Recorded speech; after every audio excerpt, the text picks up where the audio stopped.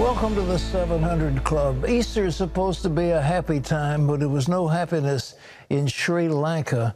300 people at least killed, as many as 400 or more injured, as multiple bomb blasts hit churches where worshipers were worshiping for Easter Sunday. And it was one of those things, you know, it's to say it's Sri Lanka is the old Ceylon off the coast of India. Ephraim Graham has more. Sri Lankan police say the 6 near-simultaneous attacks on 3 Catholic churches and 3 hotels were carried out by 7 suicide bombers. Inside the churches, devastation. The blasts hit during Sunday Mass. Church pews were left shattered, debris strewn everywhere, and blood was splattered on a statue of Jesus. This morning, the Archbishop of Colombo was demanding justice. And find out who is responsible behind this act, and also to punish them mercilessly, because only animals can behave like that. A government official says a local Muslim terrorist group called National Tawfiq Jamaat is responsible. This is a very cowardly attack at a time when, you know, innocent people would be worshipping God on a auspicious day such as Easter Sunday. More than 30 foreigners were killed in the deadly blast, including several Americans. President Donald Trump sent his condolences through Twitter, writing, "We stand ready to help."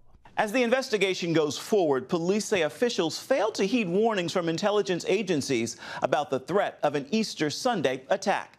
Ephraim Graham, CBN News. Well, the Mueller report is out, and oh man, the Democrats are going crazy. Are they going to try to impeach the president? If they do, it will be a bloodbath. It'll be the most stupid thing they could possibly do. And yet, many of them want to do it. Nancy Pelosi's urging calm and patience, but, well, we'll see. John Jessup has more about that. That is right, Pat. The release of the Mueller report has Democrats at full throttle. As Amber Strong reports, some are picking up the call for impeachment. Democrats are wrestling with the impeachment question as they move forward with plans to investigate key parts of the Mueller report. If proven, some of this would be impeachable, yes. That 448-page report lays out at least 10 instances of possible obstruction of justice from the president, indicating Mr. Trump was thwarted by aides like White House counsel Don McGahn, who refused to follow his directives. Do you believe Don McGahn when he says the president tried to get him to fire Bob Mueller? I believe the president was frustrated about the investigation from the very beginning and knew it was ill-conceived. Trump's personal attorney, Rudy Giuliani, says even still, there's no case for obstruction. He's the president of the United States. Mueller is not an independent counsel. Mueller works for the Justice Department. He could have been fired at any moment. Giuliani also says it's okay to accept information from the Russians, although he would have advised against it. There's nothing wrong with taking information from Russians. There's nothing wrong with taking information. It depends on where it came from. It depends on where it came from. You're assuming that the giving of information is a campaign contribution. House Democrats are marching forward with their investigation, subpoenaing Attorney General Barr for the unredacted report and saying that's only the beginning. We have to hear from Barr, we have to hear from Mueller, we have to hear from other people like Don McGahn, whom we're going to call. And while some presidential candidates like Elizabeth Warren and Julian Castro are calling for impeachment, some congressional Democrats aren't ready to take that step. I'm not there yet, but I can foresee that possibly coming. We have to be very careful here. The American people, a lot of them clearly still don't believe that President Trump is doing things to destroy our democracy. Republicans say Democrats would pursue impeachment at their own peril. Politically speaking, it would be a mistake for them to do it. House Speaker Nancy Pelosi plans to meet with caucus members Monday to discuss a plan forward. As for the president's team, they did plan to release a counter report, but say so far they don't think it's necessary. Amber Strong, CBN News, Washington. Thanks, Amber. Pat, this question on impeachment seems to have the Democratic caucus divided. Well, it should, because the whole thing, it looks like if all the Democrats can do is try to take out an elected president of the United States, the American people won't go along with it. Why should they? We need a strong president. The Constitution establishes a strong president. He's supposed to faithfully execute the laws, but he's not supposed to be the subject of numerous witch hunts.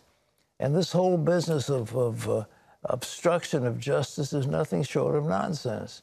But, you know, the Mueller report says, well, we have not been able to exonerate him.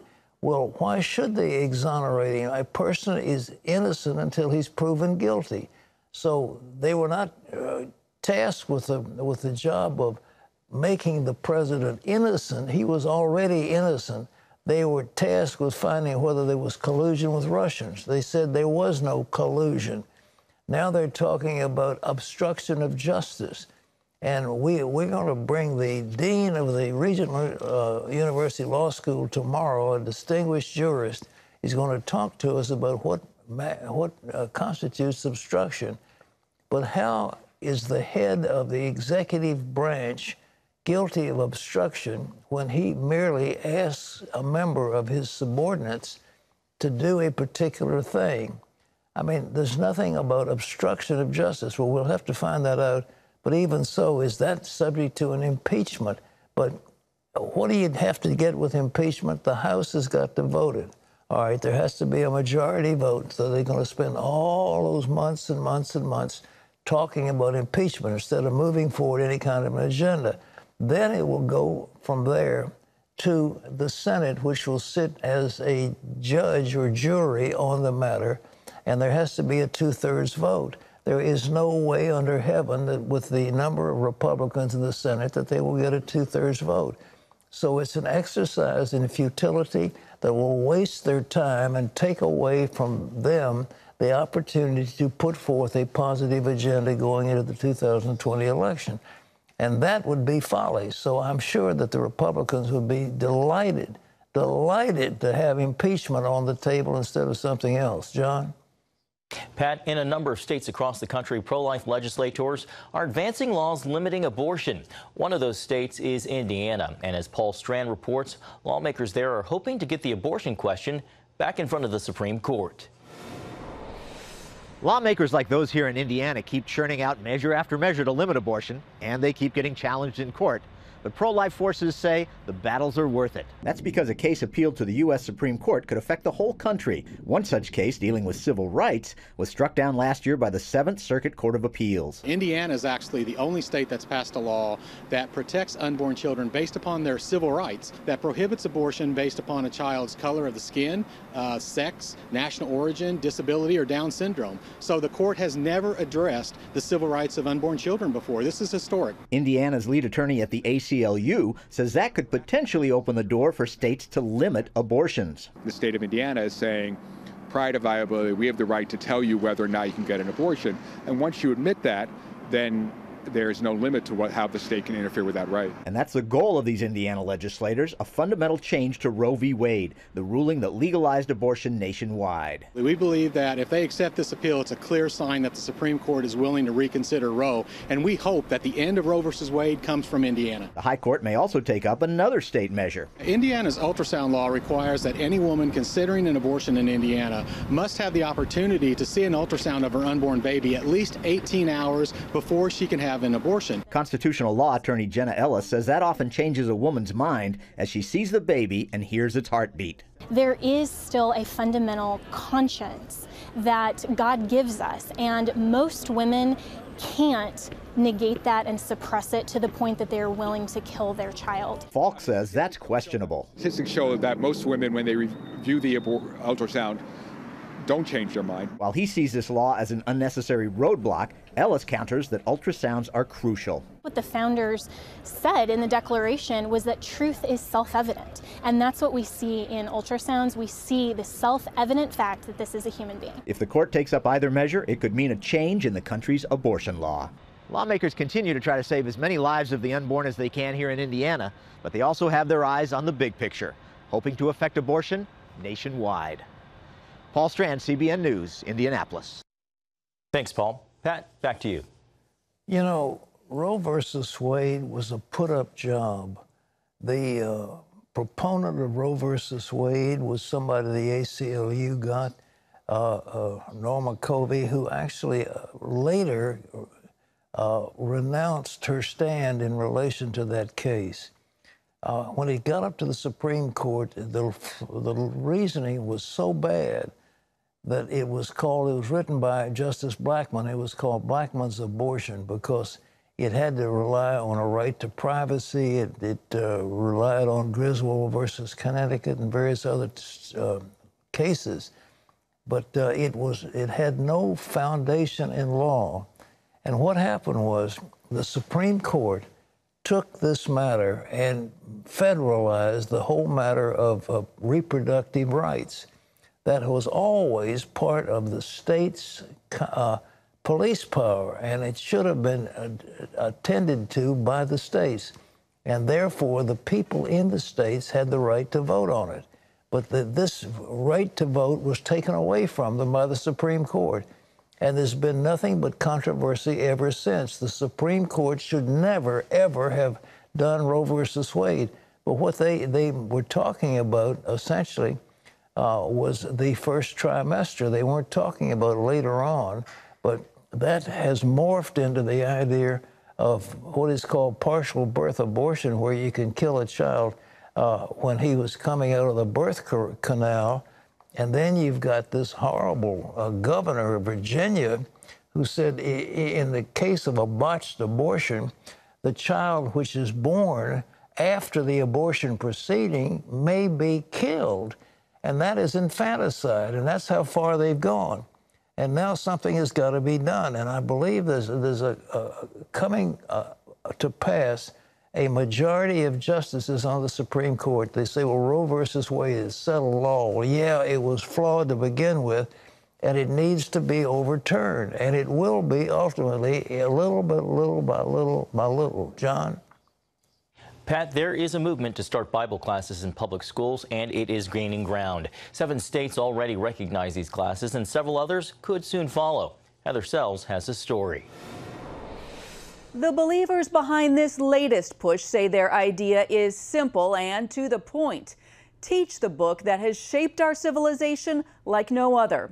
Who in the world would want to ban or censor one of the top 5 impactful books in all of history? Former Congressman Randy Forbes is helping to lead the charge.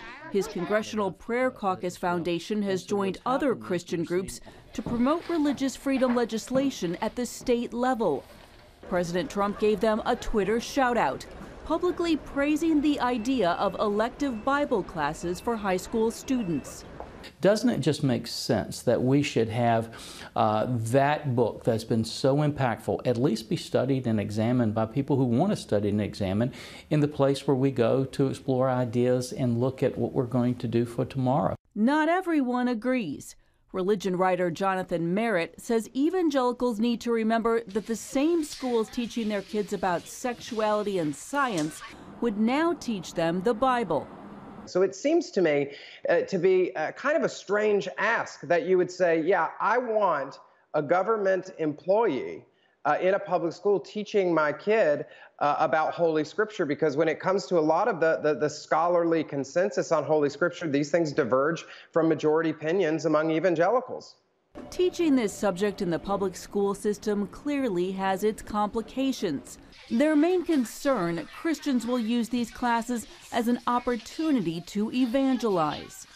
The problem, critics say, with these bills is that they're really a covert attempt not just to teach the Bible as history or as literature, but to teach the Bible through an interpretive lens, essentially to promote Christian values in public schools. Forbes and others maintain if schools can objectively teach controversial topics like politics and government, they can do the same with the Bible. We are not trying to get someone or tell someone they have to believe a certain thing. We're just saying, look at this, the history of this book, look at the importance of the ideas in this book, look at how it plays a role in even the policy in the United States of America. You make your own decisions. It's a tall order, but worth it, say supporters, to teach such an important book to the next generation. Heather Sells, CBN News. An important book and the best-selling book of all time. Pat, back to you. It's the foundational book of the whole principles we have here in America. When, as long as we were a Bible-reading people, we would stand for freedom. When we stopped reading the Bible, we've had all kinds of confusion. But at the same time, who do you really want teaching the Bible? And that's another matter. We think that it would be better left to the religious authorities and the people who want to be Catholic are Catholic, and the people who want to be Protestant are Protestants, and they have their own interpretations of the Bible, which probably is the best way to go. I'm not sure I want some public servant teaching the Holy Scriptures, because they may not understand what they're talking about. All right.